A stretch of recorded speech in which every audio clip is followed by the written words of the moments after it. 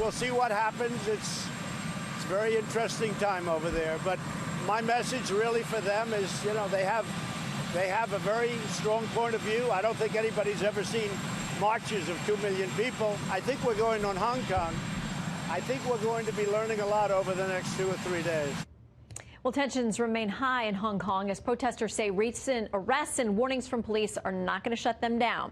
Joining us now to discuss the latest developments in the region, Director of the Center for Chinese Strategy at the Hudson Institute, Michael Pillsbury. Always good to have you back with us. Thank you, Shannon. Okay, so I know you have been discussing with the president what's going on with China, the tariffs, the escalation. What can you tell us publicly about those conversations?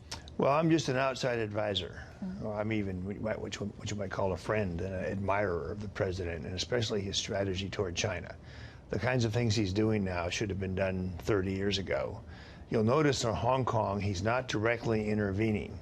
He's saying we'll learn a lot more in the next 2 or 3 days.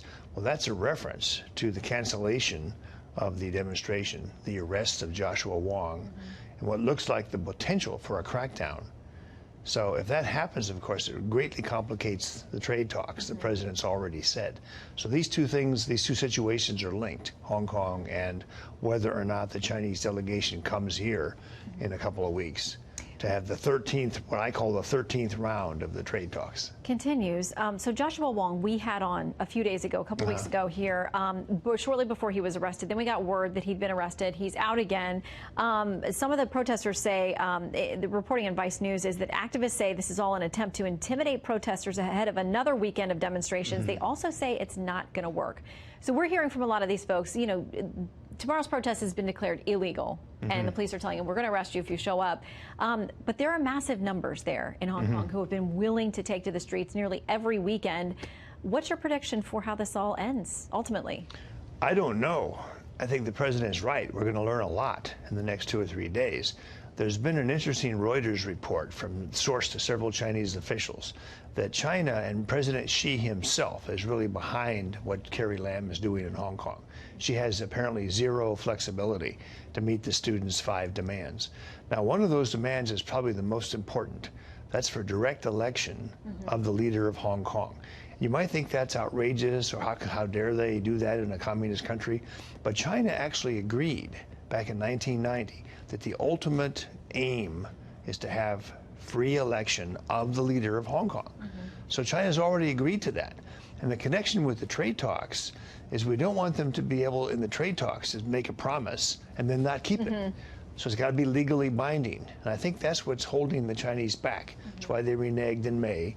The president then basically punished them for that. If the talks get restarted now, that's a lot of really important progress. And I hope America's farmers are backing him, because the Chinese have already said it's the farmers we're going to try to manipulate. Yeah, and we've heard from some of them on the show as well, saying, we're nervous in the short term. We have to make plans. We have to plant crops. We have to invest in things and equipment and all kinds of things. They're nervous, but many of them are saying we're trying to stick in there with him because in the long run, we know it will pay off. Potentially, that's what they're hoping. Yes. And that for decades, they feel like no one has been sticking up for them, but they realize it may cause pain in the short term for them.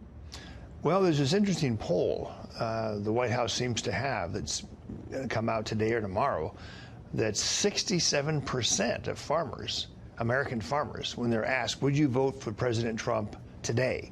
They say yes. So the farmers appear to be patriotic, and they're not kind of working for China. They're looking for a long-term solution, which is what the president wants as well. So quickly, let me ask you, as we watch, I mean, the sun's up, it's daytime there in Hong Kong as things play out this weekend. If China does in any way move in for any kind of more serious crackdown, we know that lots of troops have been fed into the area and along the border as well. What should the U.S. do or not do? This isn't our fight, but the people of Hong Kong are calling out to us looking for support. Yes, well, there's two things. The first is we don't want to be the so-called black hand who instigates violence that then triggers a Chinese intervention. On the other hand, there will be an automatic international reaction, I think, as happened 30 years ago, that the parliaments and the members of Congress in 50 countries will slap really severe sanctions on China to punish them for Hong Kong. All right, we'll watch this weekend, as we know you will too. Michael Pillsbury, always good to have you. Thanks, Shannon.